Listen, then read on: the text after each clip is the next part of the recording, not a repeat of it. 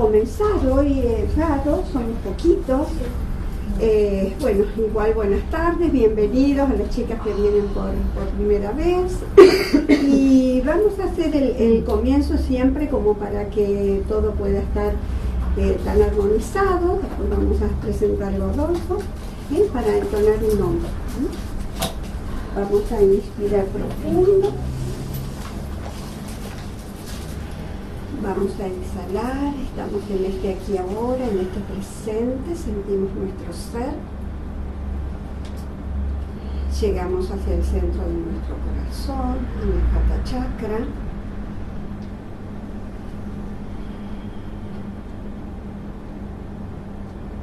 Y desde ese silencio, desde esa quietud, simplemente entonamos el Om.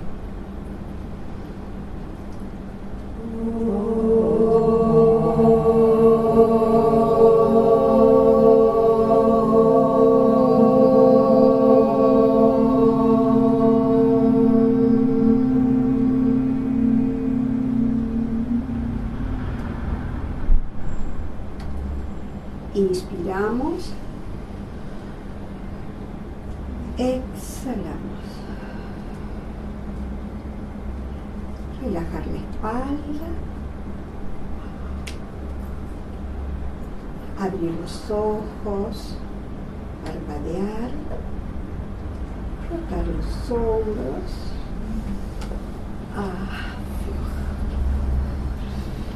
muy bien. Gracias Adolfo por estar, gracias Patri. Vamos a presentarlo a Adolfo como disertante de esta charla, de este seminario de Ciencia y Espiritualidad. Adolfo Ramón Ordóñez nació en Rosario en 1953, licenciado en Matemática. Se doctoró en el área de Física Matemática. Fue investigador del CONICET y formó parte del grupo de investigación de teorías cuánticas relativistas dirigidas por el doctor Castañino por más de 30 años. Estudió filosofía y religiones comparadas, así como Kabbalah, por más de 40 años. Fue profesor en la Universidad de Buenos Aires de epistemología y actualmente es profesor titular con dedicación exclusiva en la Universidad Nacional de Rosario en el área de físico-matemática. Desde hace décadas brinda cursos, conferencias y seminarios orientados a conectar la ciencia y la filosofía con la espiritualidad. Gracias Adolfo, estamos atentos para escucharte. Bueno, yo a su vez quiero también agradecer, ¿no es cierto? Vamos a ir ajustando la voz. ¿Me escuchan de atrás? Bueno, quiero agradecer también a Taller Paso a Paso, ¿no es cierto? Y la invitación que nos ha hecho a Patricia y a mí de otra vez, digamos, ya habíamos empezado el año 2016 y ahora se repite. Esperemos que se siga. ¿Cómo no? Ya el próximo año estamos pensando en un poquito más en religiones comparadas, que lo comenté a un grupo y está con muchas ganas de aprender, de estar en ese nuevo conocimiento. Claro. Lo mismo que la Kabbalah. Claro. En este momento, un doctor en filosofía, pero que está muy... se ha adentrado mucho en el tema de la espiritualidad, el doctor Vicente Merlo, profesor en la Universidad de Barcelona, está presentando un libro que se llama Espiritualidad Transreligiosa. Es decir, ya se empieza a ver por todos lados, así como hay una psicología transpersonal, que ya no queda solo en la persona, en el ego. Del mismo modo, los aspectos espirituales, que son el núcleo profundo, ¿cierto?, que se viste de alguna manera a través de un ropaje religioso, ¿no es cierto? O no, pero la vivencia en todo caso y la experiencia, ¿no es cierto?, de un corazón compasivo, no dirá el Dalai Lama, un corazón compasivo es la mejor religión. De todos modos, es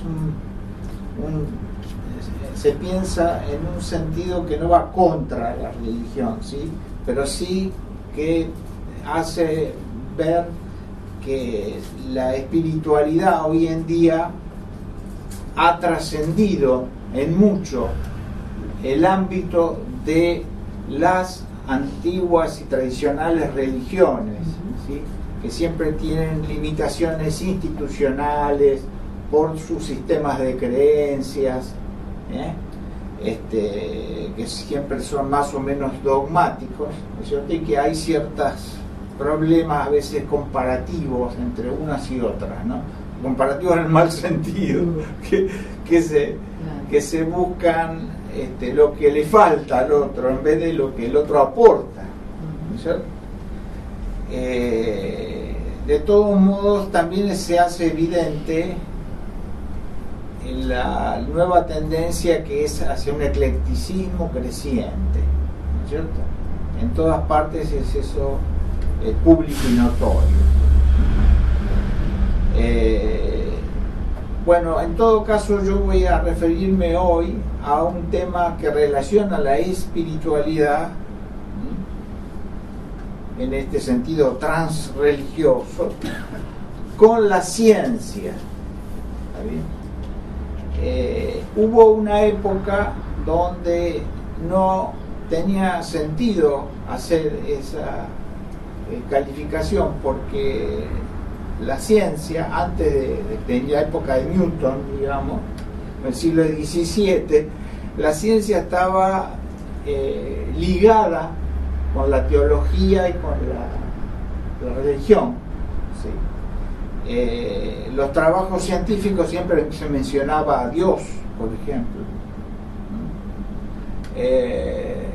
Recién a partir de la obra de Sir Isaac Newton, sin contar, porque Newton nombraba a la divinidad en muchas ocasiones, sino directamente en sus libros, en sus prólogos, en sus cartas y epístolas personales, pero a partir de ahí empezó a haber una especie de separación y de ruptura entre la ciencia y la religión. En ese momento no se tenía en claro la diferencia entre espiritualidad y religión. Entonces, sí. Y bueno, hubo una especie de pugna, y parecía como que eran dos cosas contradictorias. Eso llegó a parecer, ¿no? Y a partir de ahí las revistas científicas cada vez se fueron, sobre todo en el siglo XIX, ¿no es cierto?, un pleno florecer del materialismo, que termina en la segunda mitad, sobre todo del siglo XX, con una connotación bastante singular. La física, una de las ciencias principales de las ciencias fácticas, la primera, llegó a ver que en lo que nosotros llamamos espacio vacío, en realidad es un plenum, una plenitud, más que una vacuidad, hasta tal punto que en la teoría de campos cuánticos se ve que en un centímetro cúbico de este supuesto vacío, hay una cantidad tan fabulosa de energía que supera a la que se obtendría si se aniquilase la materia de todos los cientos de miles de millones de galaxias. Imagínense toda la materia de este universo, cientos de miles de millones de galaxias, no de estrellas, de galaxias. Si toda esa materia se transformara con la fórmula de Einstein, E igual a mc cuadrado, ¿no es cierto?, multiplicada por la velocidad de la luz al cuadrado, o sea que se agiganta enormemente la cantidad de energía, toda esa energía es menor que la que contiene un centímetro cúbico del vacío de esos campos cuánticos. Así que imagínense ustedes, toda la materia de este universo es una pequeña tren de ondas, ¿no es cierto?, casi despreciable, que se mueve sobre un océano de este vacío pleno, o esta vacía plenitud. Así que, digamos, esta situación, si uno la medita un poco, ¿cuál es lo que sostiene a la actitud materialista? ¿No es cierto? Pareciera ser que la ciencia está apoyando más al nihilismo que al materialismo, en cierto modo, ¿no es cierto? Bueno, de todos modos, la apariencia para nosotros de que es tan real, ¿no es cierto?, la realidad de la que tanto pregonan muchos en los medios, ¿no es cierto?, la difusión periodística, y en la gente que se cree que es más concreta y más con los pies sobre la tierra, ¿no es cierto?, nos hacen ver como que dentro de esas onditas, ¿no es cierto?, infinitesimales, ¿no es cierto?, cuya importancia tiende a cero, ¿no es cierto? Imagínense cuando uno considera no un centímetro cúbico, sino la enorme cantidad de espacio, ¿no es cierto?, vacío que hay en el universo.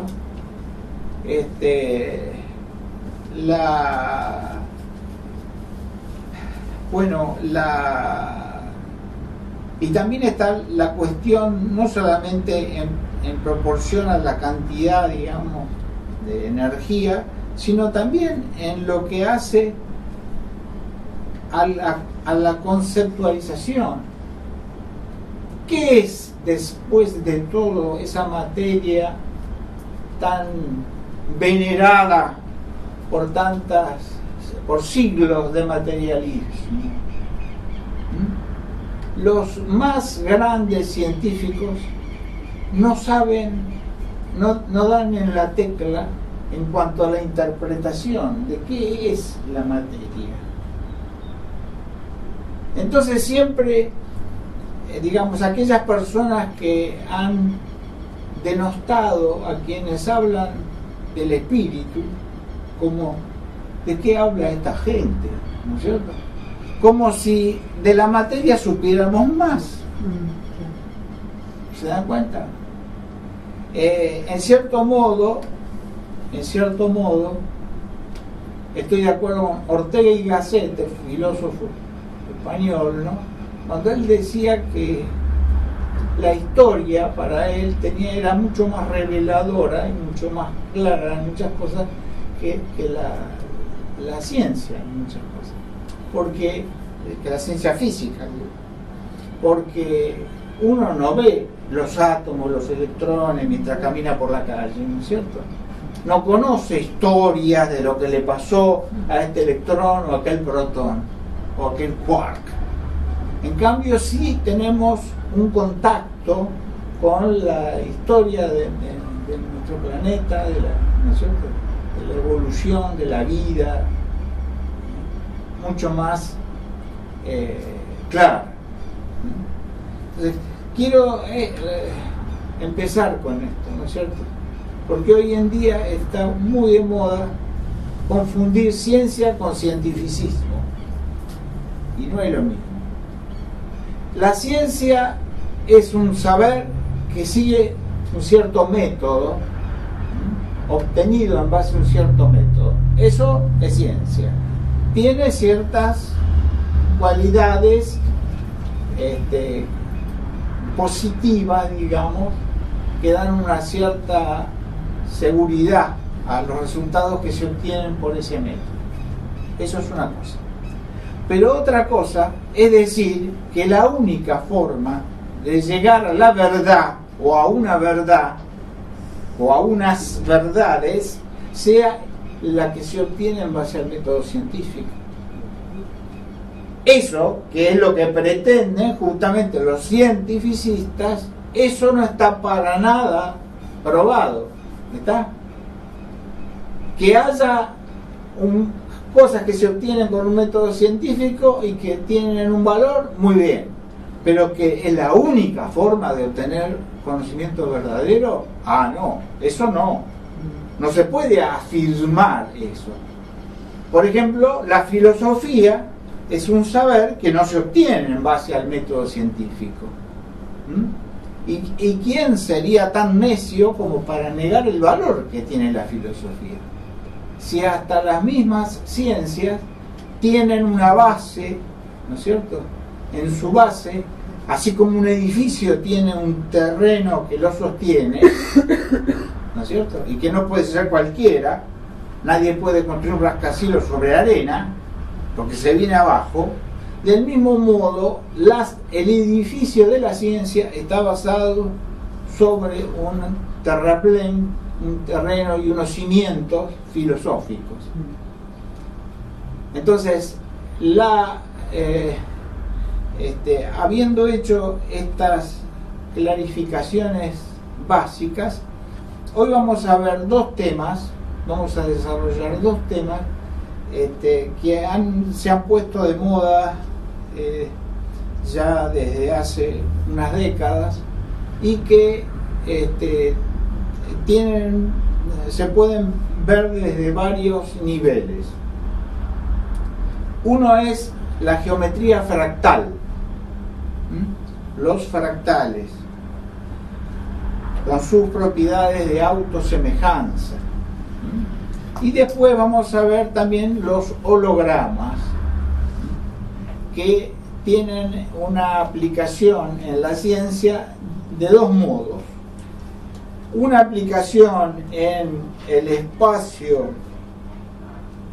que vemos, el espacio, digamos, donde las cosas, espacio-tiempo, donde las cosas aparentan moverse atravesando regiones del espacio y del tiempo en 3 dimensiones,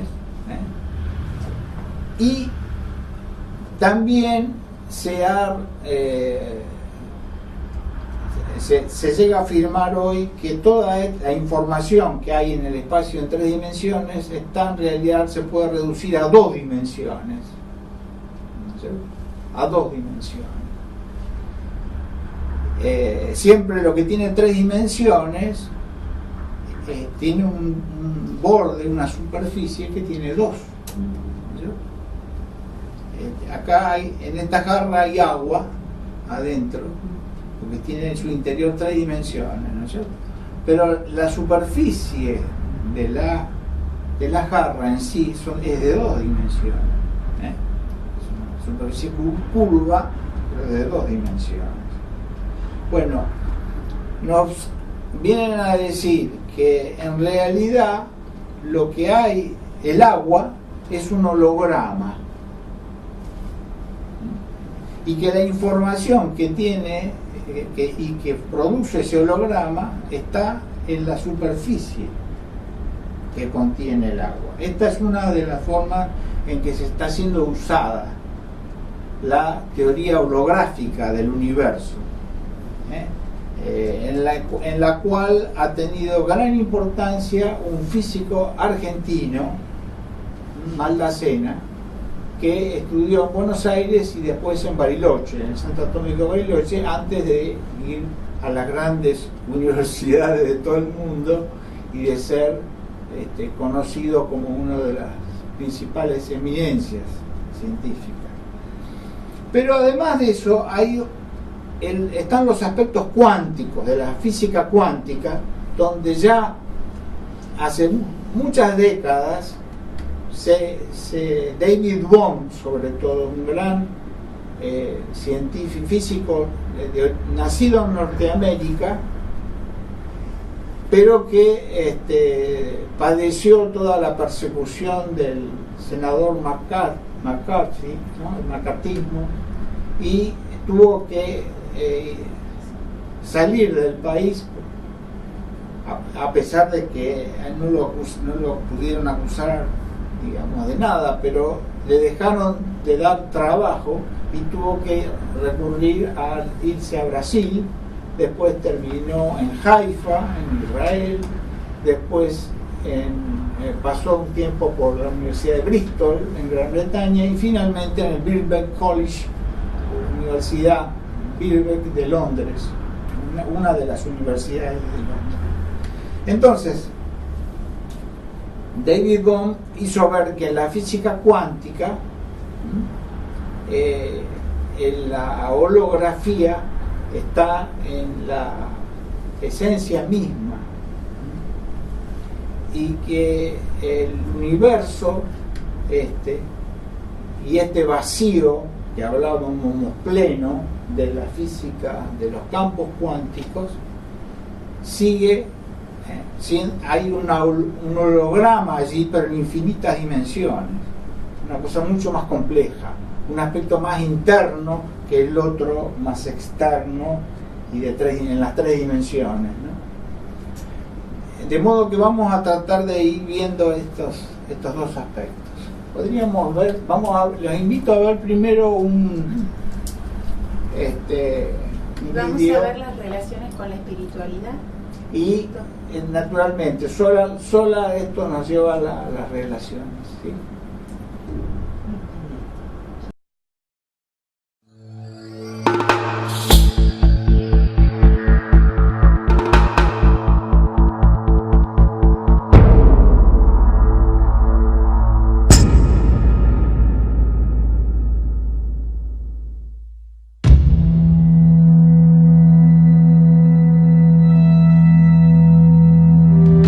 Concentrémonos en estas imágenes.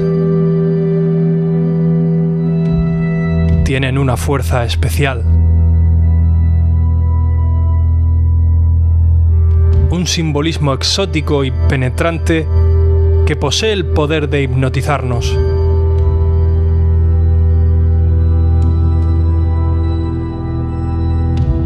Son formas complejas, formadas repitiendo la misma figura simple a escala una y otra vez hasta el infinito.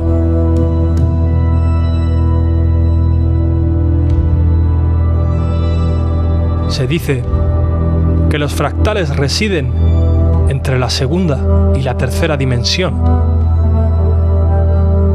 y parece ser el patrón que ha adoptado nuestro universo para desarrollarse de forma lógica y ordenada en todos sus ámbitos. Una constante universal que también podemos encontrar en nuestro propio cuerpo. La increíble geometría fractal.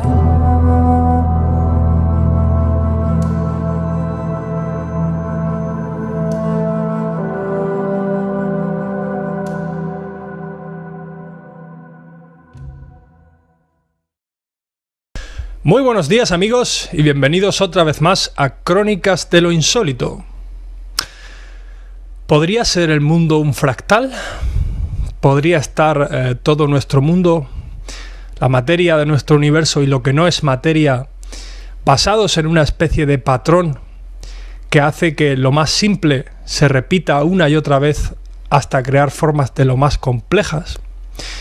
Pues esto podría tener bastante sentido. De hecho, yo creo que alguna vez nosotros nos hemos fijado en algunas formas y nos hemos quedado como hipnotizados, ¿no? Ya hemos podido ver en el vídeo de la introducción, pues que es algo realmente exótico. Pero la verdad es que desde hace un tiempo se viene barajando la posibilidad de que el universo podría ser en sí un enorme fractal. Yo creo que deberíamos de hablar de los fractales y sobre su historia, ya que los fractales pues no es algo nuevo. Realmente se conoce que los orígenes de la geometría fractal, tal y como nosotros la conocemos, se remontan a finales del siglo XIX y principios del XX, con la aparición del campo de las matemáticas de lo que serían los conjuntos geométricos de propiedades aparentemente paradójicas. Y no vamos a entrar en detalles, en fórmulas en este programa, porque yo creo que aquí ninguno, o quizá alguno de los que hay sí lo sea, pero yo creo que la mayoría no somos aquí grandes matemáticos. Pero vamos a entender en concepto qué es un fractal. Se tiene constancia del primer fractal en el año 1904, concretamente el copo de nieve de Koch. Este copo que estáis viendo aquí también se le es llamado por la estrella de Koch, y no es ni nada más ni nada menos que una curva cerrada continua, pero no diferenciable en ningún punto, descrita por el matemático sueco Helge von Koch en 1904, en un artículo titulado Acerca de una curva continua que no posee tangentes y obtenida por los métodos de la geometría elemental. Como nosotros lo llamaríamos ahora, simplemente es una curva fractal. Pero la verdad es que ¿cómo llegó este hombre a esta lógica? Pues vamos a explicar brevemente qué es lo que hizo. Este señor tomó un segmento que a continuación lo dividió en tres partes. Reemplazó la parte central por dos partes de igual longitud, haciendo un ángulo de 60 grados. Luego, con los cuatro segmentos, se procede de la misma manera, lo que da lugar a 16 segmentos, más pequeños en la segunda iteración. Y así sucesivamente podríamos repetir este proceso hasta el infinito. Y podríamos obtener este copo que hemos visto. Luego, más adelante, en 1915, apareció lo que sería el triángulo y la alfombra Sierpinski. Voy a enseñaros lo que sería el triángulo en sí, y aquí estamos viendo lo que sería este triángulo, y este triángulo puede partir de una base que sería un triángulo sin más, al cual luego se le coloca un triángulo en el interior, por lo que crea tres triángulos, que luego se le coloca otro triángulo en el interior a estos nuevos tres triángulos, y así sucesivamente. Yo creo que ya estáis empezando a captar lo que es la esencia del fractal. Y si no, vamos a ver el otro ejemplo de Sierpinski, lo que sería la alfombra Sierpinski. Y aquí vemos que es básicamente lo mismo. Comenzamos con un cuadrado, a este cuadrado se le añade otro cuadrado en el medio, a esto se le añaden más cuadrados, y así sucesivamente podríamos estar haciendo esta operación hasta el infinito. Entonces vamos viendo que esto de los fractales tiene su lógica y es bastante fácil de entender. Lo que es hacer las operaciones matemáticas ya es otra cosa, pero yo creo que en concepto ya estáis empezando a entender qué es lo que es un fractal, ¿no? Repetir una forma geométrica una y otra vez. Pero ahora vamos a hablar del señor que sentó la base de lo que sería la geometría fractal. Concretamente, en 1975, el matemático Benoit Mandelbrot desarrolló la geometría fractal, estaba sometido a la ridiculización de muchos de sus compañeros y tuvo que soportar muchas burlas diciendo que esto no era más que, una especie de vete tú a saber el qué que había descubierto y que no tenía ninguna lógica. Después de haber soportado todo esto, pues se ha visto que podría ser que hasta el universo fuera un fractal, como estamos viendo, y vamos a ver más adelante. La verdad es que este hombre ya lo describió todo este paralelismo con el mundo natural en un libro que se llamaba The Fractal Geometry of Nature, es decir, la geometría fractal de la naturaleza. Y él defendía pues que las formas de la naturaleza en realidad son fractales y múltiples procesos de la misma se rigen por comportamientos fractales. Luego pondremos algunos ejemplos. Fractal es una palabra que viene del latín y significa quebrado o fracturado. ¿Qué características tiene un fractal? Pues es un objeto geométrico que mantiene su estructura en un rango infinito de escalas, como hemos podido ver antes. Esto puede ir desde lo más pequeño hasta lo más inmenso. Nosotros no le podemos poner límite a esto. El límite lo pone, por ejemplo, si estáis dibujando en un papel. Pero si esto lo hacéis en un computador, no tiene límite. O si esto lo hacéis si pudiésemos hacerlo en la vida real, de alguna manera, pues tampoco lo tendría. Luego, su propiedad matemática más destacable es que su dimensión métrica fractal no es un número entero. Nunca va a resultar un número entero, siempre va a estar fraccionado. El decimar es demasiado, irregular para ser descrito por la geometría convencional. Y es lo que se llamaría autosimilar. Como ya hemos dicho antes, es el mismo patrón que se repite una y otra vez. Sus copias son similares al todo. ¿Qué quiere decir esto? Que nosotros, si miramos una pequeña parte de este fractal y luego agrandamos la imagen y lo vemos en completo, en su totalidad, nos daremos cuenta de que es exactamente lo mismo, solo que a diferente escala. Esto es muy curioso, la verdad, porque si el universo está hecho así, podemos pensar, esto es una teoría mía, que quizá las dimensiones vayan igual, vayan sumándose o restándose a diferentes niveles, ¿no? Pero es que ahora vamos a hablar de lo que sería la teoría del universo fractal. Porque hay gente que dice que el universo en sí es un gran fractal. Os voy a comentar un dato muy interesante. Me gustaría que miraseis esta foto de aquí. Esta foto de aquí es del año 2005. Es realizada por el Max Planck Institute for Astrophysics en Alemania. Es un simulacro digital tomando en cuenta datos sobre el universo, incluyendo nuevos datos sobre la materia oscura y la energía oscura. Es decir, materia que no vemos con nuestros ojos, ni con instrumentos clásicos. Esta energía invisible constituye una red que, junto a lo que conocemos como materia, se asemeja a nuestras propias estructuras neuronales. Como podéis estar viendo, aquí estamos viendo lo que sería esta imagen y aquí estamos viendo, por otro lado, la imagen de lo que sería las neuronas, una red neuronal. Y el parecido, la verdad, es que es asombroso. Estamos viendo que es básicamente lo mismo. Lo único que una cosa son las neuronas y el otro es ni más ni menos que el universo. Pero esto de los fractales no se limita simplemente a la naturaleza. Resulta que en la tecnología también se están utilizando fractales. Para que os hagáis una idea, tenemos fractales en los móviles. Muchos móviles tienen antenas fractales.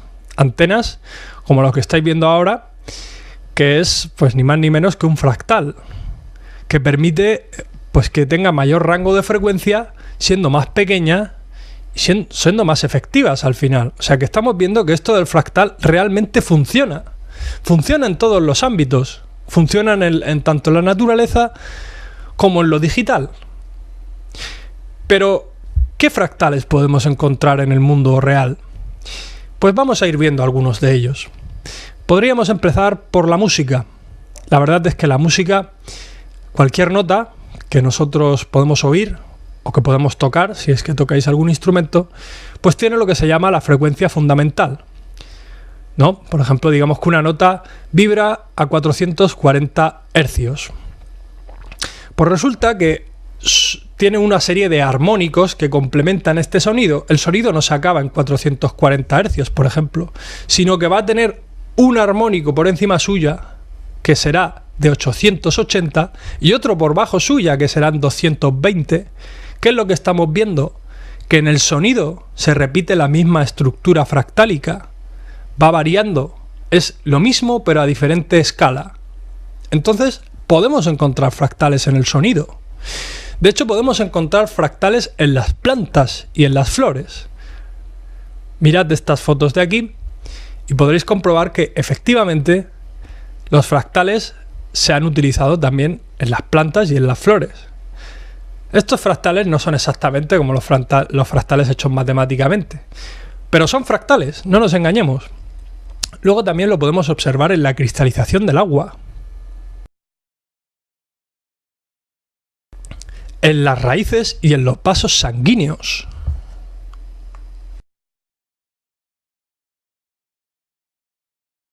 En las montañas y en las costas.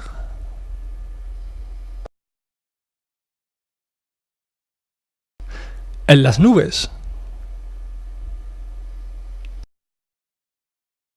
En las olas.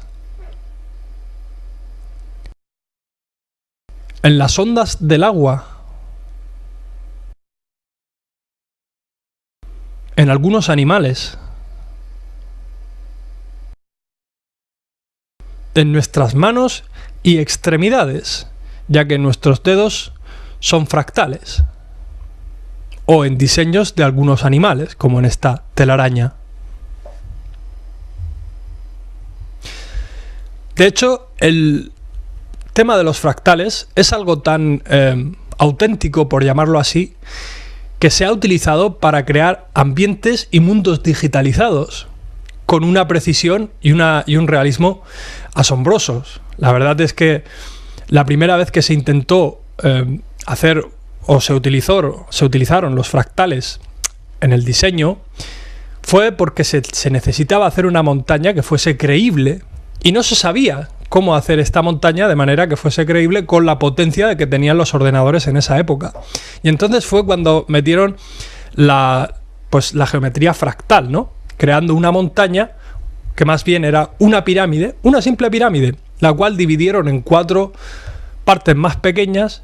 Esta la dividieron en otras 4, cada una de estas partes en otras 4 más pequeñas, y así sucesivamente, hasta que finalmente tenían un complejo bastante extenso de lo que serían aristas y bueno, todas estas formas geométricas complejas que han partido de una simple pirámide, siguiendo esta lógica. Ya vemos que se puede crear de todo con esta geometría. Se pueden crear montañas, paisajes en 3D, explosiones, agua, fuego, lava, plantas, todo casi exactamente igual que en el mundo real, hasta incluso fenómenos meteorológicos. Por lo que yo, viendo los resultados de esta geometría en el mundo digital y viendo la imagen que os he enseñado antes del universo a gran escala, podemos pensar que el universo está basado en fractales. Podría ser una constante universal. De hecho, se sabe que Hermes Trismegisto, o como lo llamaban en Egipto, Imhotep, el creador del hermetismo, alquimista, decía que como es arriba, es abajo. Y qué casualidad que el fractal cumple esta norma al 100%. Como es arriba, es abajo. Y es lo que nos está enseñando. ¿Podría ser esta una ley universal? ¿Podría ser una constante? ¿Podría ser algo que siempre ha estado ahí y no hemos sabido ver? Yo creo que sí. Yo conozco esto desde hace unos cuantos años y cuando descubrí esta lógica, esta geometría fractal, me di cuenta de que realmente tenía bastante sentido. De hecho, desde entonces veo los fractales en todos los sitios. Es algo bastante curioso. La verdad es que os animo a que vosotros mismos pongáis esta mirada crítica en marcha y empecéis a buscar estos fractales por la naturaleza. Y os aseguro que os lo vais a encontrar por muchísimos sitios. Es algo muy curioso, que al principio la verdad es que fue tomado en broma, pero parece ser que dieron con la clave de algo realmente misterioso, pero a la par algo que se puede de alguna manera entender con una fórmula matemática. La verdad es que hay muchas veces que yo pienso que el universo está regido o reglado por una serie de ecuaciones. La verdad es que todo tiene como unas leyes, ¿no?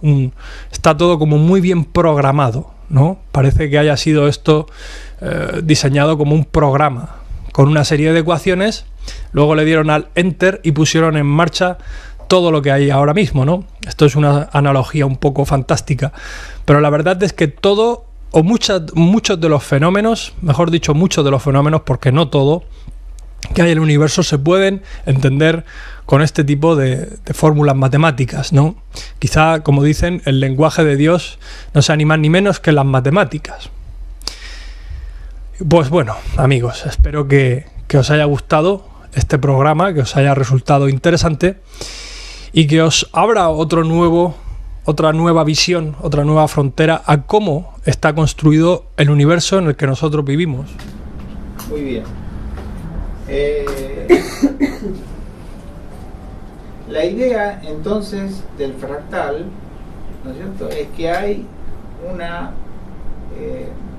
digamos, un patrón, ¿no es cierto?, por ejemplo geométrico, que se va repitiendo en infinitas escalas, escalas de lo grande, de lo pequeño, ¿está?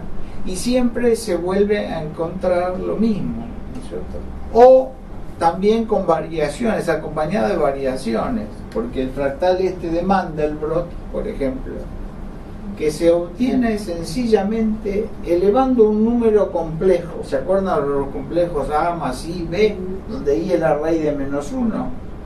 Bueno, los números complejos, que en realidad las operaciones con números complejos lo que hacen, producto de dos números complejos, es una rotodilatación en un plano. Entonces, lo que hay detrás de... Acá está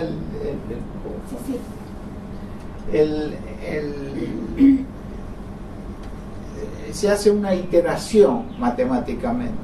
Es decir, se toma un complejo Z inicial, se lo eleva al cuadrado y se le suma una constante C, Z cuadrado más C. A todo eso se lo vuelve a elevar al cuadrado y se le suma la misma constante C. A todo eso se lo vuelve a elevar al cuadrado y se le suma C. Con lo cual se van haciendo toda una serie de rotodilataciones al elevar al cuadrado y de traslaciones al sumar la constante, ¿sí?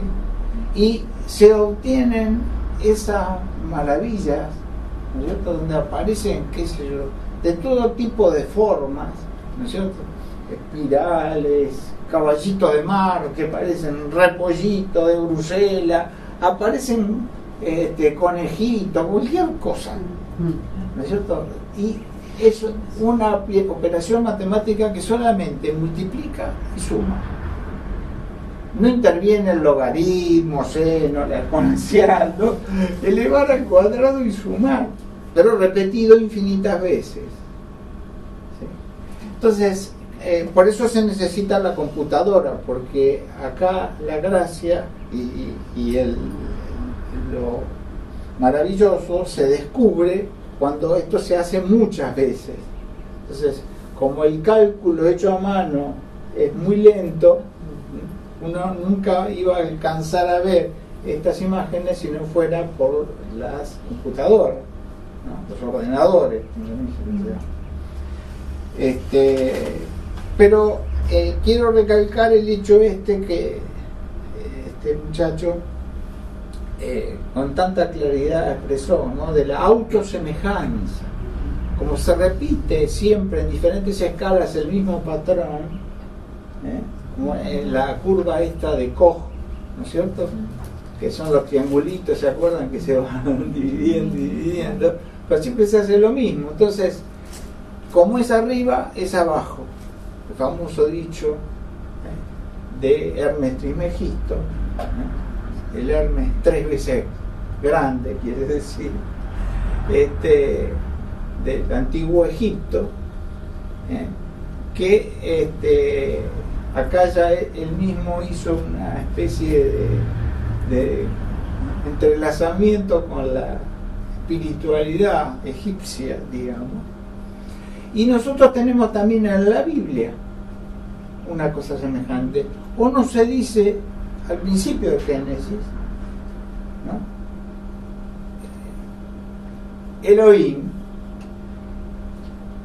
dice: hagamos al hombre a nuestra imagen según nuestra semejanza. Es decir, que el hombre es creado a imagen y semejanza de Elohim, que se suele traducir por Dios en las traducciones bíblicas, ¿sí? No sé si es la traducción correcta, porque Elohim es un plural en hebreo, ¿no? Uno debía decir los Elohim. Los Elohim que hagamos, incluso dicen claro que es un plural por excelencia, como cuando el rey decía hagamos una, ¿no? Haremos una majestático, un plural majestático, ¿no es cierto? Pero la verdad es que esa es una posibilidad. La otra posibilidad es que también se haya trabajado, digamos, con diferentes aspectos de Dios en la manifestación.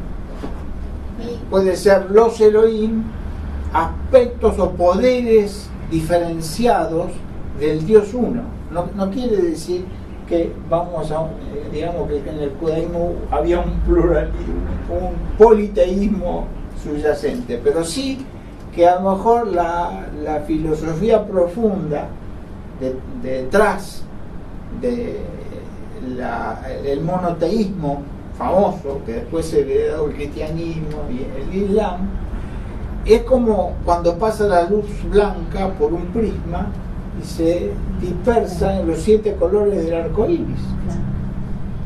Los 7 colores estaban en la luz blanca, ya integrados.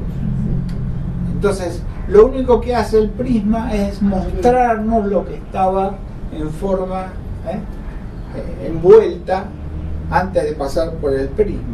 ¿Está bien? Entonces, y el principio, griego del microcosmos. Exactamente. También si vemos, por ejemplo, otras espiritualidades, digamos, de otras culturas, como por ejemplo en el caso de la mitología griega, lo mitológico siempre, las religiones, se ha solido en la historia, ¿no?, considerar a las religiones de las otras culturas como mitologías. La mía es religión, ahora la religión de los otros es mitología, ¿no es cierto? Pero seguramente que para los antiguos griegos, ¿sí?, sus dioses eran auténticos dioses y era su religión, no meramente digamos mitología, ¿no es cierto?, en el mal sentido, sí. Hoy en día eso acá, ¿no es cierto?, se sabe, se ha, digamos, lo mitológico ha vuelto a encontrar un sentido profundo, ¿no es cierto? Los grandes antropólogos han hecho ver que, es decir, los estudiosos de todas las culturas, ¿no es cierto?, cómo lo mitológico forma parte de la estructura sostén de cualquier civilización y cultura, ¿no es cierto? Nosotros mismos tenemos nuestros propios mitos y no nos damos cuenta y los tomamos como cosas religiosas, ¿sí? Bueno, de todos modos, lo que quería decir es que en los griegos se hablaba del macrocosmos y del microcosmos.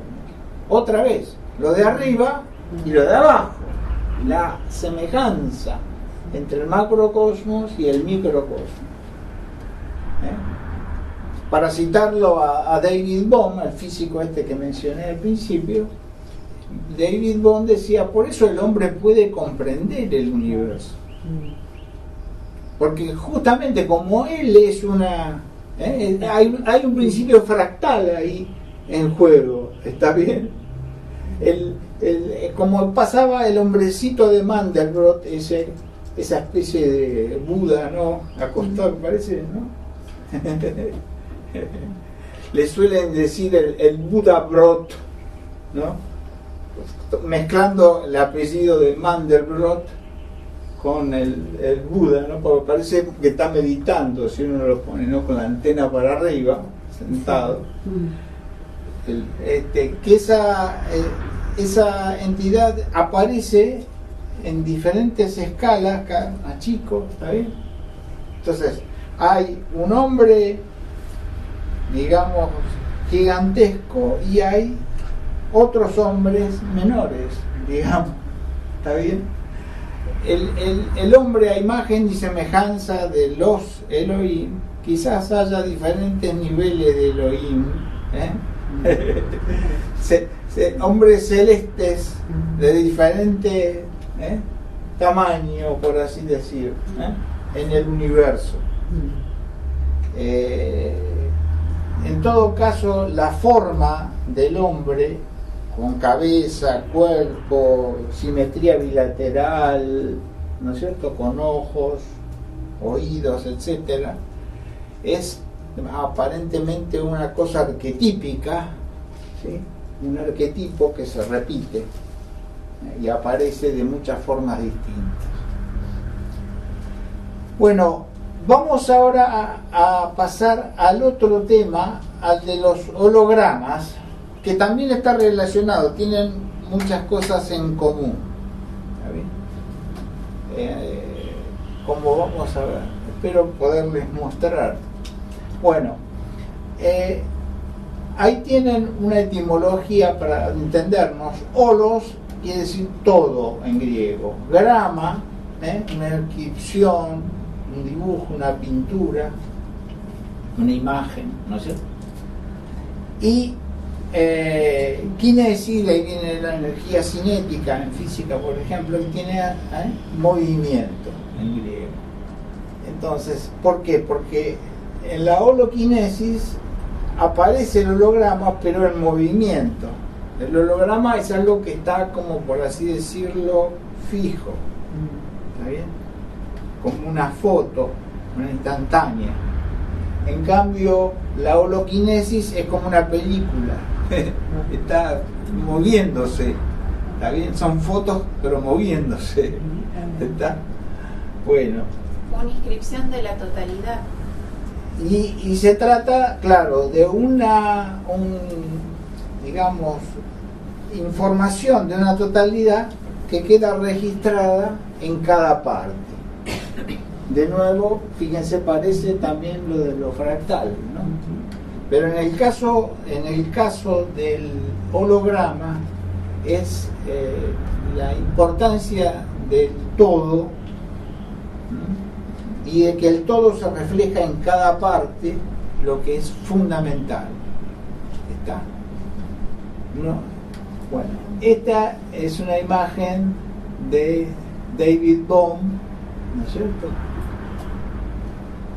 La fecha de nacimiento y muerte, y que vino fue uno de los primeros, ¿no es cierto?, que yo conozco, por lo menos que yo conozca, que dijo que vivimos en un universo holográfico, y es más aún, en una holoquinesis, en un holoflujo, si quieren, ¿está bien?, donde el todo está en cada parte.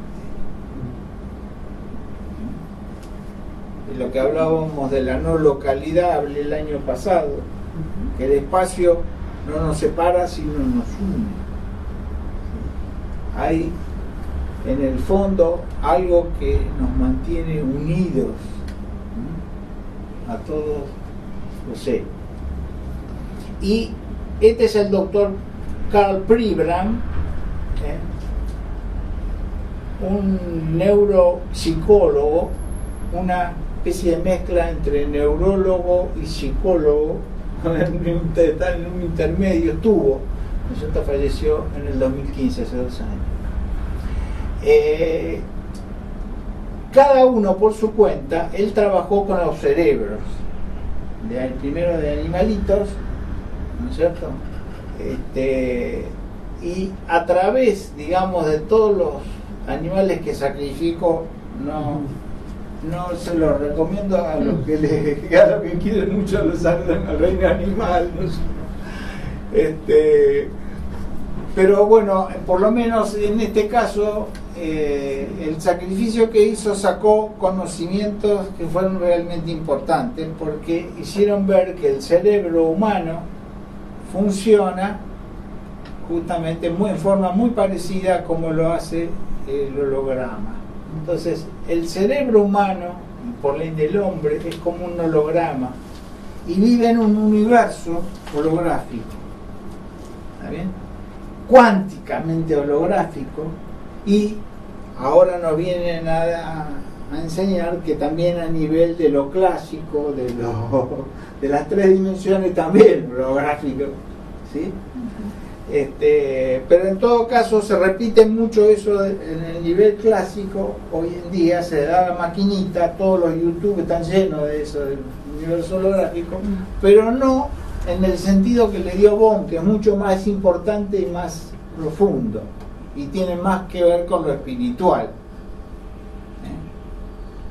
porque el hecho de que el todo esté en cada punto del universo, en cada parte, a uno le hace acordar esas antiguas nociones de Dios como un círculo cuyo centro está en todas partes y la circunferencia en ninguna, ¿no? Esas famosas expresiones de Pascal y de, qué sé yo, de los antiguos griegos, ¿sí?, Platón y muchos más antiguos también, ¿no es cierto?, que tanto le gustaba citar a Borges, entre paréntesis, ¿sí? Bueno, pasemos a lo siguiente. Acá tenemos, no podía dejar de mencionar un holograma, ¿no?, de ciencia ficción, pero que de alguna manera ya habían aparecido los primeros hologramas, y en la guerra, en la saga, ¿se acuerdan de la Guerra de la Galaxia? La primera que apareció, ¿no es cierto?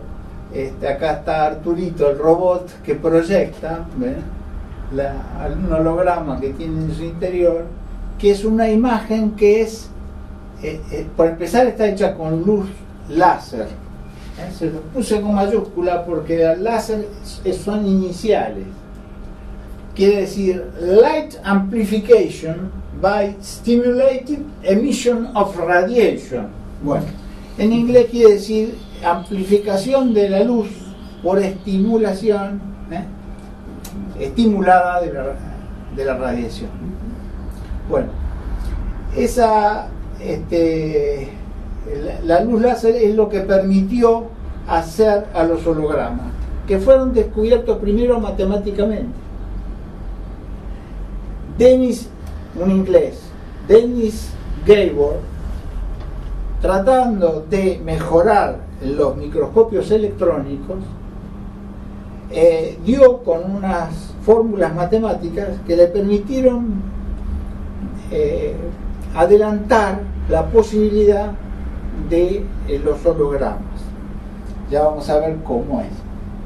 Pero en todo caso, 12 o 13 años después de su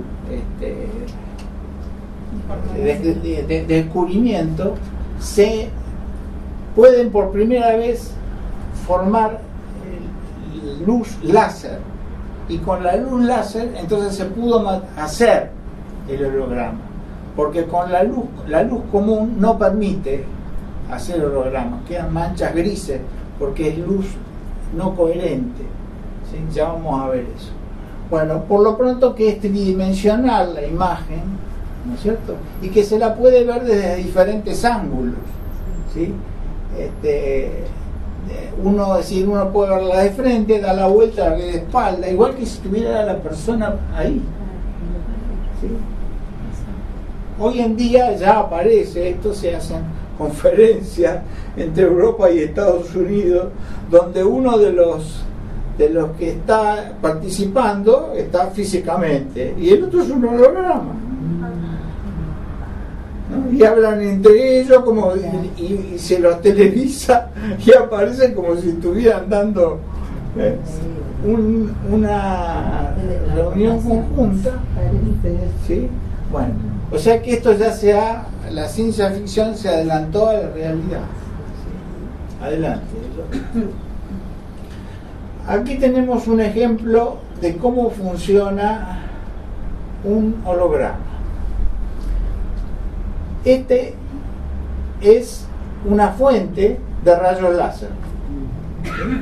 Entonces, la luz que sale del láser es una luz que no se difunde, se mantiene en línea, digamos, ¿está bien? Se mandó, por ejemplo, rayos láser a la Luna. Se viajó 400.000 kilómetros más o menos la distancia de la Tierra a la Luna y se dispersó a unos 40 kilómetros, como mucho. Es muy poco para la enorme distancia, ¿sí? O sea, se mantienen en línea y siempre con la misma fase. Entonces la luz se refuerza. Es como que las luces se van, dos trenes de ondas que se suman y aumentan su amplitud, ¿sí? Y están siempre en fase, en la misma fase, ¿eh? En un movimiento ondulatorio la fase indica si está en el valle, si están las dos ondas en una cima, ¿no es cierto? O en la mitad entre un valle. Esa es la fase en la que está. ¿Está bien? Bueno, las ondas se dicen que son coherentes cuando están en fase. Entonces, tiene que haber una fuente de rayo láser. Llega a un divisor. Este es un espejo semitransparente. Una parte deja pasar el láser y otra parte la refleja. Pero vienen con la misma fase. Bueno, una parte, ¿ve? Acá llega otro espejo. Este es un espejo completo, no semitransparente, espejo total, y pasa por una serie de lentes que difunden el rayito que es tan lineal, lo hacen más esférico, ¿no? ¿Ven? Ampliando y este se llama el rayo de referencia, ¿está bien? Porque no pasa por el objeto a holografiar, que en este caso es la tortuga, ¿sí? El otro rayo que fue dividido por el espejo semitransparente también va a un espejo, difusor, otro espejo común y este sí llega hacia donde está la tortuga, el objeto que quiero holografiar, ¿está bien? Y después esos golpean en diferentes puntos y llegan entonces hacia la película fotográfica final en diferentes fases.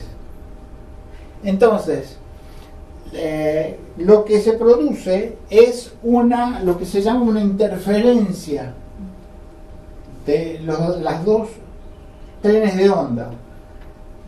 El tren de ondas que pasó por el objeto y el tren de onda de referencia que no pasó por el objeto.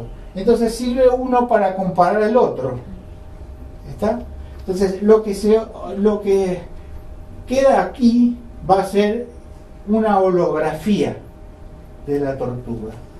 Va a quedar codificada toda la información que corresponde al cuerpo de la tortuguita, por las ven que las ondas se encuentran en algunas partes y en otras no. Entonces, lo que queda acá es una suma de claros y oscuros, un patrón de interferencia. Después les voy a mostrar uno para que se den una idea.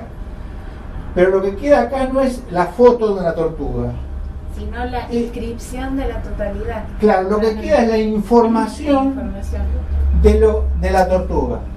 Y entonces después vamos a ver que si iluminamos nuevamente al patrón de interferencias, que es el holograma, con luz láser, lo que se produce del otro lado es la tortuga en 3 dimensiones, una imagen holográfica de la tortuga, ¿está?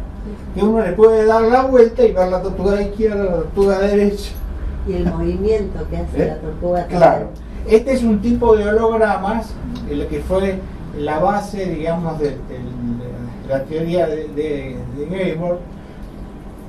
No crean que esto pasa con una mera de estos hologramas que tenemos en las tarjetas ¿sí? Esos son hologramas con luz visible y que tienen otra modalidad. Adelante, dale otro. ¿Y lo de la holoquinesis que te preguntaba por el movimiento? Bueno, todavía no, después lo voy a anunciar. Bueno, acá es lo mismo, nada más que en vez de la tortuga tenemos un rey ¿no es cierto? Una pieza del ajedrez, ¿no es cierto?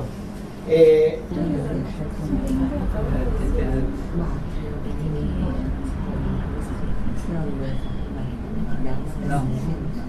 Bueno, eso es lo que queda del holograma. Espérate, ahora volver para atrás. El patrón de interferencia es esa mancha de blancos y negros que les mostré recién, ¿no? Después lo vamos a ver. Es un holograma. ¿Qué particularidad tiene? Si ustedes, supónganse que esto fuera una diapositiva de la tortuga, ¿eh? Yo corto un pedacito de la diapositiva y la proyecto. Supónganse, ¿qué es lo que va a pasar? Y bueno, que acá hay un pedazo del cuerpo de la tortuga. Y cuando yo proyecto ese pedacito solamente del slide, de la diapositiva, lo que voy a ver es solo ese pedacito de la tortuga que tomó la foto. ¿Está bien? Esto es una fotografía. Pero en el caso de un holograma, si yo agarro un pedacito y lo proyecto, saben que veo toda la tortuga. Quizá con menor claridad la imagen, con menos detalles, ¿sí? Pero está la totalidad. Porque la forma en que está hecho el holograma, con las interferencias de los dos trenes de ondas, da en cada punto de la imagen la totalidad de la información de la tortuga. El todo está en cada parte. No es solo que el todo es más que la suma de las partes, que el holismo sería, ahora que está tan de moda, ¿no? Las cosas holísticas. Bueno, el holismo es que el todo es más que la suma de las partes, pero el principio holográfico es mucho más potente, porque dice que en cada parte hay información acerca de la totalidad. ¿Bien? Es mucho más fuerte eso. Bueno, a ver si podemos. Bueno, acá esto quedó más grande. No importa, es lo mismo que con la de la tortuga, ¿no es cierto? Hay una fuente de luz láser, hay un obturador todavía para hacer más finita. Después hay un espejo semitransparente, entonces una parte refleja en el espejo y va hacia el objeto y hacia donde está el holograma, y la otra parte que es la que va, el rayo de referencia, que no pasa por el objeto. ¿Está bien? Y esos dos haces se hacen interferir, ¿no es cierto?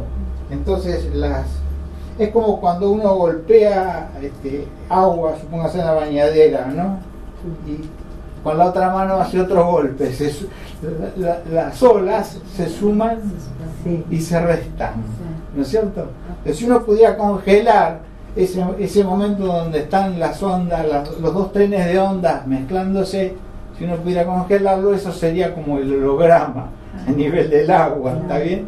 Pero esto es con luz y con luz láser, porque claro, si la luz láser tiene que ser toda de luz monocromática, de un solo color. La mayoría de los láser son una luz colorada, pero puede haber láser de amarillo, azul, ¿sí? O ultravioleta incluso. Pero lo importante es que tiene que ser luz monocromática, ¿sí?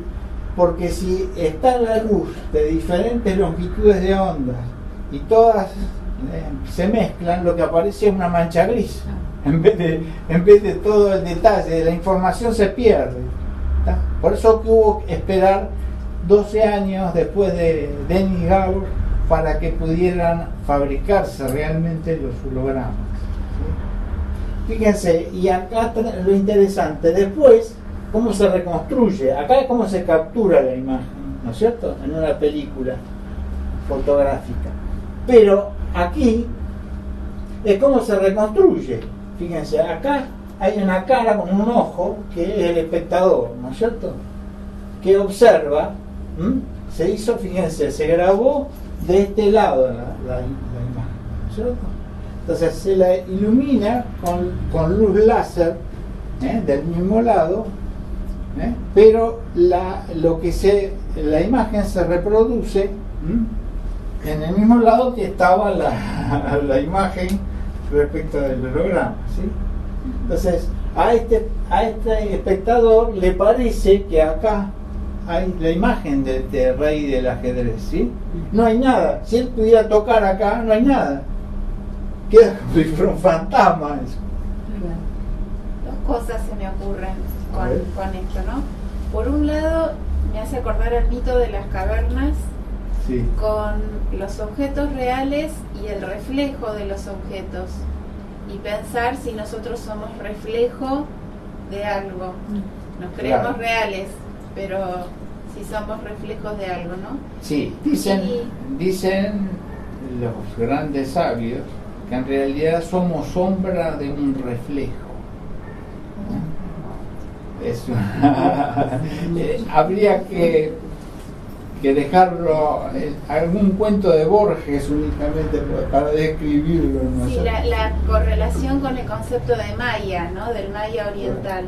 Y lo otro que se me ocurre es esto de que si la parte tiene presente información del todo, sí, ve el principio holográfico, de nuevo, ¿no?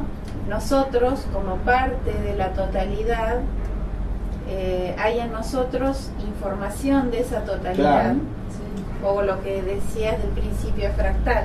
claro. Ven que hay una conexión, digamos, hay una relación entre la holografía y la fractalidad. A ver otra, adelante. Por ejemplo, acá tienen, les puse una última diapositiva para que vean las diferencias y parecidos entre la fotografía y la holografía. Primero, en la fotografía, la resolución del material es baja, ¿no es cierto? En la holografía, en cambio, es alta, ¿no es cierto? O sea, se alcanzan, digamos, detalles, ¿no es cierto? Se puede alcanzar detalles de una información muy, muy profunda. Bueno, segundo, se utiliza para iluminar el objeto cualquier fuente de luz normal. En cambio, en acá se utiliza la luz láser, por lo que yo les dije, es monocromática, es coherente, no se difunde. Tercero, se usa una lente para formar la imagen en el medio de registro, para formar la imagen, ¿no es cierto? Esta no usa una lente y no se forma la imagen en el medio del registro, queda ese patrón de interferencia. Es lo único 4. Se almacena la información relacionada con la intensidad, o sea, tiene que ver la intensidad de la luz, pero no solo, como pasa en el caso de la holografía, la fase. No solamente está la amplitud, que sería el alto de las olas, de las ondas, sino que también en la fase, o sea, si está en valle, en cresta o en la mitad. Bueno, 5. Los puntos individuales brillantes y oscuros son la imagen. Cuando uno ve una foto, supongamos en blanco y negro, uno ve la imagen a través de ver los puntos. Pero acá las áreas brillantes y oscuras son franjas de interferencia microscópica que no son la imagen del objeto. Son la inscripción. Son la inscripción de toda la información del objeto. Pero la única manera de reconstruirla es volverla a iluminar con luz láser, ¿no es cierto? Bueno, 6. Se obtiene acá en la fotografía un negativo y la foto se hace a partir del negativo, ¿no es cierto? Y en el 6 se obtiene directamente el holograma, no se pasa por el medio. Y 7, la foto resultante es una imagen plana o bidimensional del objeto sin paralaje, es decir, no depende, yo no lo puedo ver de uno, si me pongo acá de un ángulo y me pongo acá de otro ángulo, ¿no es cierto? Yo no puedo ver la tortuga de izquierda, de derecha, si está fotografiada a la izquierda, de la izquierda, la tortuga, nada más. Eso quiere decir paralaje. Y en el otro caso, la imagen resultante en el holograma es tridimensional y con paralaje total. O sea que se puede ver realmente. Bueno, del mismo modo que uno ha visto la relación, ¿no es cierto?, de los fractales con la realidad, también se puede ver esto en lo holográfico en la realidad. En la física cuántica tiene mucha importancia el todo. Nosotros creemos que el todo es una abstracción y que lo real son las partes que tiene ese todo, y que las partes interaccionan entre sí y arman el todo. Pero no vemos, en realidad esa es una posibilidad, pero hay otra posibilidad, que es la que justamente Bohm dice es importante en la cuántica, para comprender la cuántica, y es que el todo es la realidad y la parte es la abstracción. Por ejemplo, cuando uno ve un átomo, estudia un átomo, si uno está acostumbrado a pensar, bueno, son protones que están en el núcleo y los electrones que giran alrededor, pero cuando uno hace cuántica no puede ponerse en esa postura. El átomo es una entidad total. Para ciertos cálculos uno puede considerar como que está formado por diferentes partículas, ¿sí? Pero tiene que saber que eso tiene un límite. La posibilidad de dividir al todo en partes la determina incluso el todo. Hay que preguntarle al todo, digamos, ¿te puedo considerar a vos formado por partes o no? ¿Sí? El todo es el que da la última palabra. ¿Se dan cuenta? Es algo, digamos, que es característico, otra de las características de la física cuántica, así como está la no localidad, esta consideración del todo, que es lo que es importante. Y la podemos ver en la realidad. Fíjense, por ejemplo, la clonación. Claro. Sí, las células madres. El ADN ¿no es cierto? Está en cada célula, sea una cardíaca, del pelo o de una uña.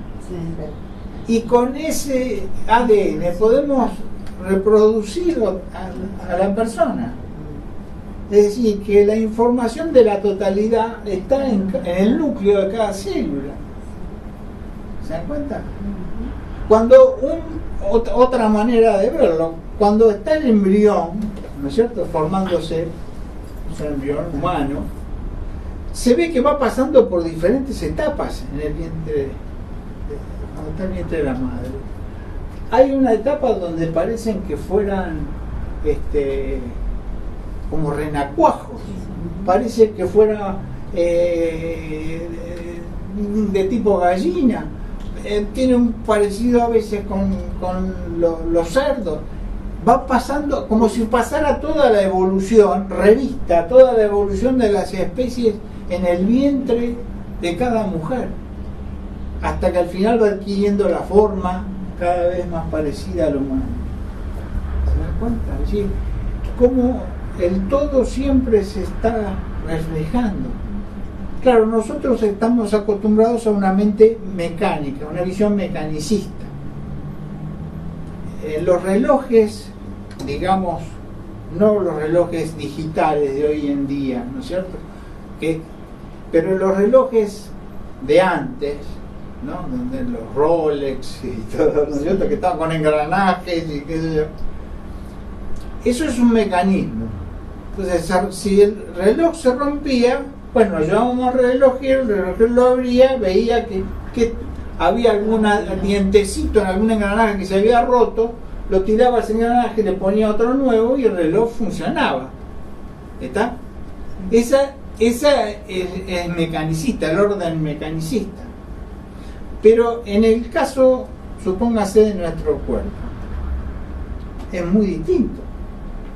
Porque si yo tengo un problema en el hígado, no es que me tiran el hígado, me ponen otro, no es tan, está bien, ahí los trasplantes de alguna manera hacen algo que se acerca a eso, pero en realidad a nosotros, cuando nos hace nuestra madre, no es que pide la ayuda de las tías, la abuela, de che, ayúdame con los brazos, porque como cuando uno tiene que tejerle los escarpines o las frazaditas a un bebé que va a nacer, ¿no es cierto? Uno puede pedir colaboración a toda la familia, pero cuando se está formando el bebé en el vientre materno, ¿sí?, ahí aparece todo. Y el todo se va determinando las diferentes funcionalidades de las partes. En algún momento ciertas células se transforman en células hepáticas y otras en neuronas, y otras, a pesar de que originalmente eran iguales. Está la totalidad guiando el proceso. Claro, yo lo veo en astrología, ¿no? Que, digamos, en cada uno de nosotros está presente la totalidad, y por eso podemos concebir la relación entre el cielo y uno, y también del mismo modo, teniendo en cuenta la holoquinesis, por ejemplo, los ciclos, observar el movimiento de los planetas está correlacionado con el despliegue del propio destino, ¿no? Ahora, yo te quería hacer una pregunta. ¿Puedo entender esto? Es como si se me hace muy claro el principio holográfico en el universo, ¿no? Ahora, también se me ocurre pensar, y no sé si te meto en saco de 11 varas, si hubiera dimensiones diferentes y actuar este principio holográfico, ¿no? Por ejemplo, cuando dicen en la Biblia que se le apareció el arcángel Gabriel, o personas que dicen que, bueno, por ejemplo, el otro día comentábamos que Jung veía a Filemón primero en sus fantasías, pero después lo veía realmente como en cuerpo.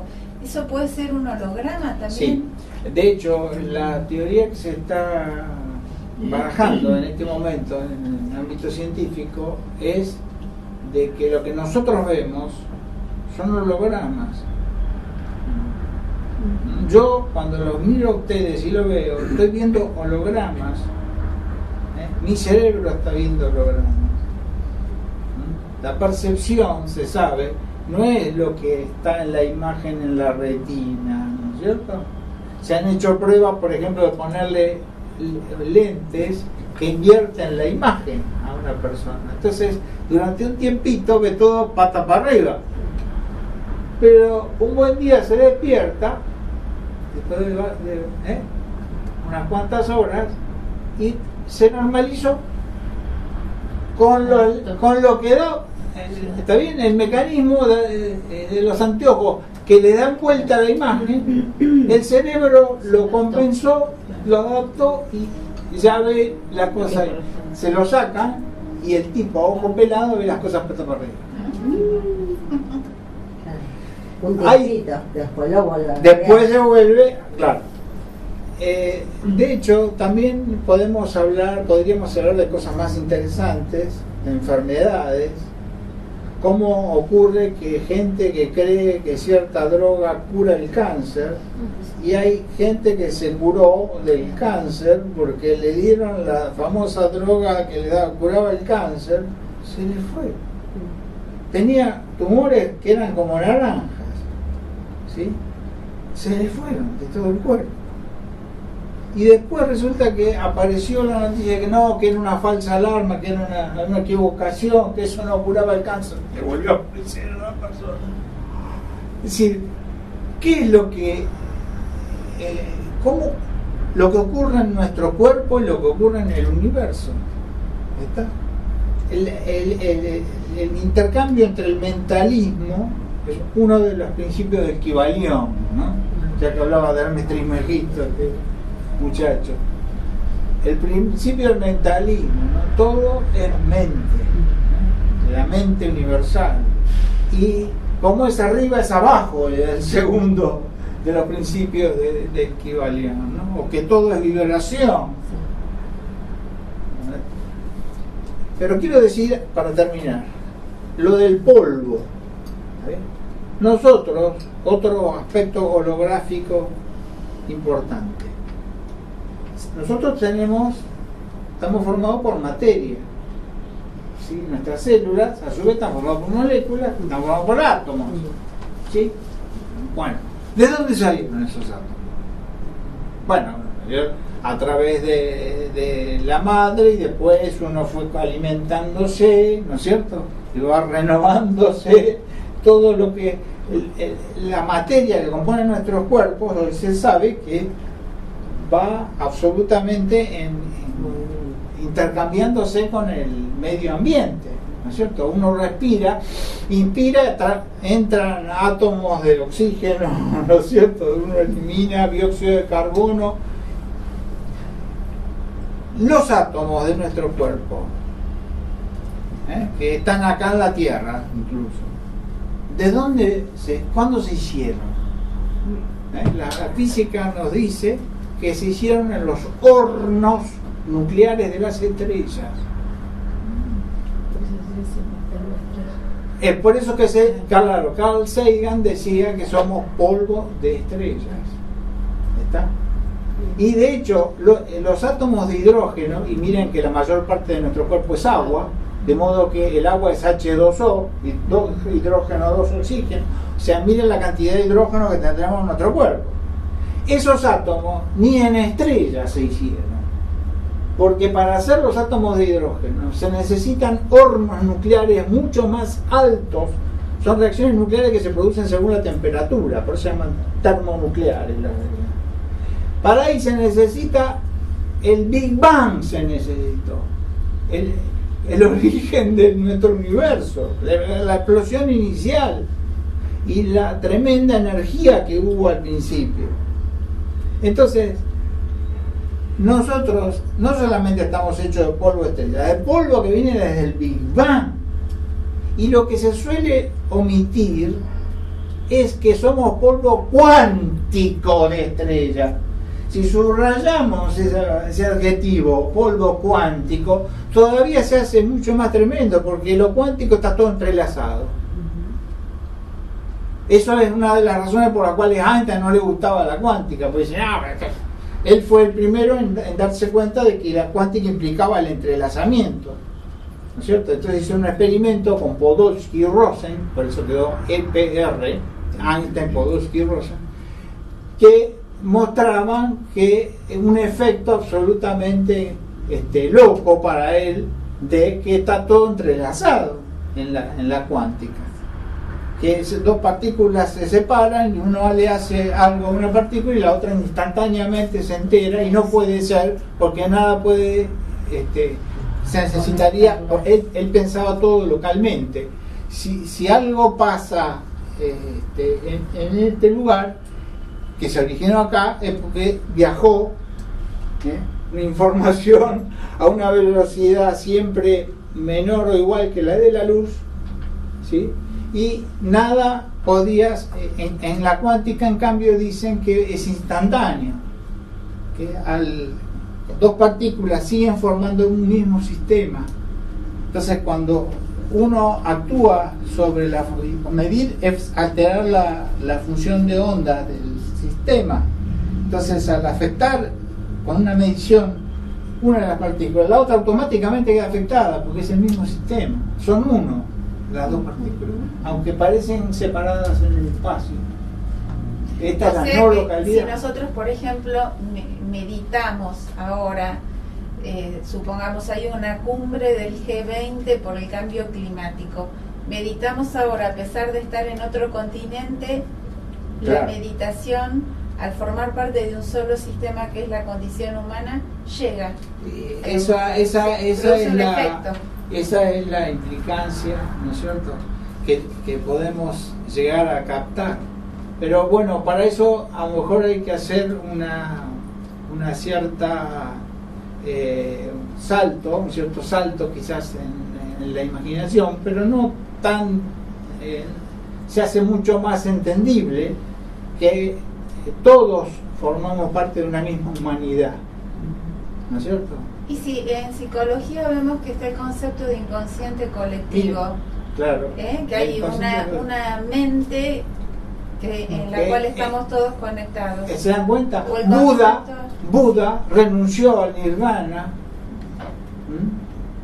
porque dijo que no iba, porque se daba cuenta de que o los seres humanos, ¿no es cierto?, nos liberamos todos o no se libera nadie.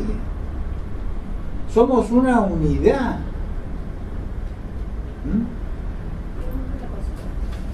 Cuando dijo cómo es arriba es abajo, sí. ¿También es como es adentro es afuera? Sí, claro. El cosmos y la psique, el afuera y el adentro, son una unidad. Y por eso tiene sentido la astrología. En realidad, los astros son como un espejo donde nosotros vemos reflejado nuestro interior. No es que los astros causen los efectos, bueno, no es una relación de causa-efecto. Cuando yo me miro en el espejo a la mañana y descubro un granito que me salió, ¿qué le voy a echar la culpa al espejo? Che, ¿qué me hiciste? ¿Me sacaste un granito? No, el espejo me lo muestra, porque está del mismo modo que mi reloj me dice la hora, ¿sí? No es que hizo la hora al reloj, pero ¿está bien? Va junto con, es un indicador. Lo mismo pasa, y si uno quiere sacarse el granito, tiene que hacer cambios en su vida, dejar de comer tanto chocolate, por ejemplo, ¿no es cierto? Si uno es alérgico al chocolate, puede ser que el granito sea debido al chocolate. Hay muchas causas, ¿no? Pero, a quien no le gusta un poco de chocolate, no quiero dejarla sin su chocolate. Pero digo, en todo caso, que si uno quiere dejar de tener granito, cambia su alimentación y al poco tiempo va a parecer que el granito ya se fue, el espejo ya no lo muestra más. ¿Se dan cuenta? Lo mismo pasa con las líneas de la mano.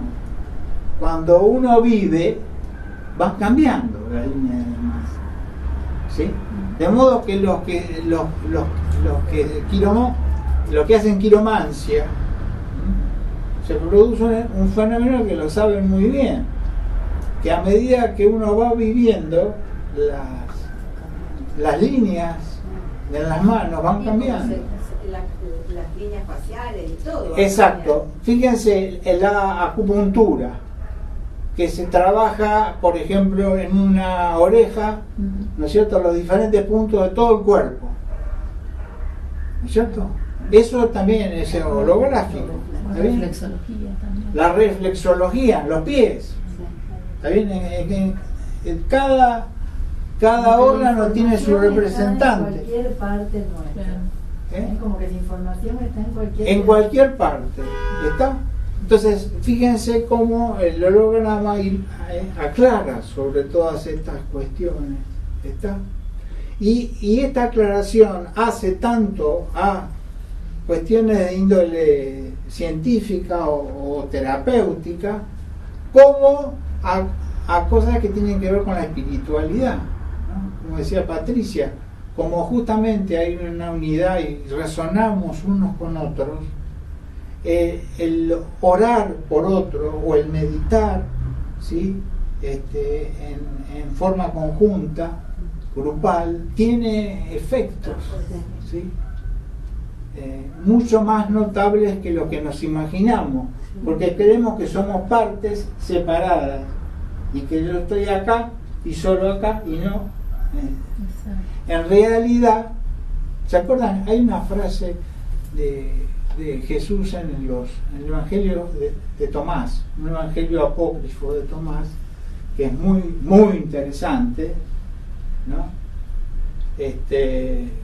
Por muchas razones, pero donde él dice, ¿no?, corta un madero y yo estaré ahí, ¿no? Levanta una piedra y me encontrarás. Es decir, y en el budismo dicen que en cada partícula de arena, ¿no es cierto?, en la orilla del mar, están presentes todos los Budas de las diferentes épocas y eras. ¿Se dan cuenta? Sí, es la idea de que el todo está en cada parte. Y también de eso podemos sacar que el eterno, el principio infinito, lo absoluto, está también en cada uno de nosotros. ¿Sí? No es que nosotros seamos dioses, porque estamos llenos de ilusión, un ego lleno de ilusión, ¿no es cierto? Pero sí es que detrás de esas ilusiones hay un ser real, que entra y sale por nuestros sentidos, como le decía un zenista, y ante la pregunta de uno de los discípulos, ¿no?, ¿y eso quién? Se salta el maestro frente a ese discípulo, agarra el cogote y le dice: habla, habla, ¿no? Hay un ser verdadero, dice, que entra y sale por los sentidos, ¿no? Y cuando dice: ¿dónde está ese ser verdadero? Habla, habla, le dice, la agarra de cogote, ¿no?, el maestro, porque es algo en nosotros, ¿no es cierto?, el ser real en nosotros. Ahí es donde está el reflejo ese, a imagen y semejanza de la divinidad. ¿Está bien? No meramente en el ser que creemos ser, en esta y que es tan lleno de falsedad, de engaños, de truculencia, ¿no es cierto?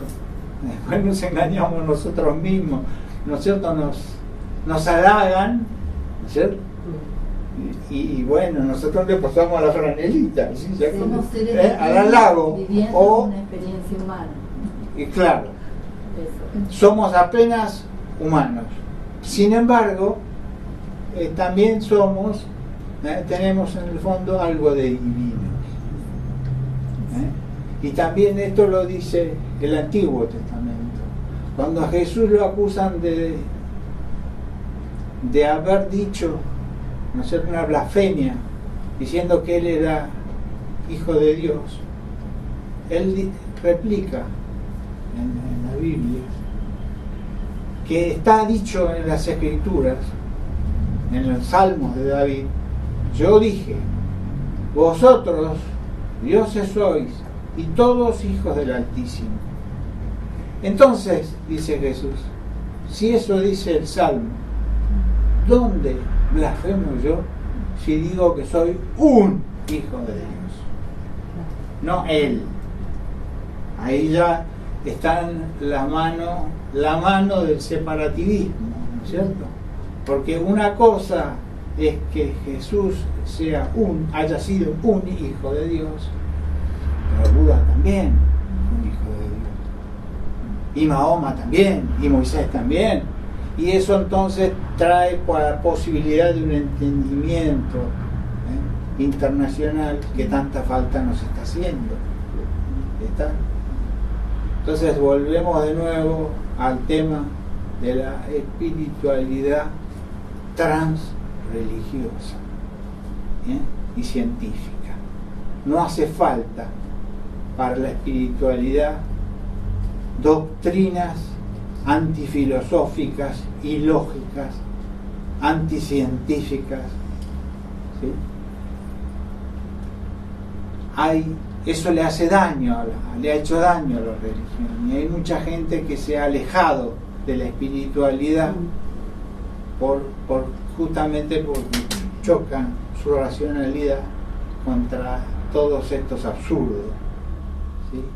Pero llegó la época en que, ¿no? Antes decía Ken Wilber, ¿no? Antes uno le preguntaba, ¿usted cree en el espíritu? La respuesta solía ser, por supuesto que no, yo soy científico. Dice, pero ahora, con este paradigma holográfico, dice Ken Wilber, la respuesta bien puede ser transformarse en, por supuesto que creo en el espíritu, soy científico. Bueno, muchas gracias a todos.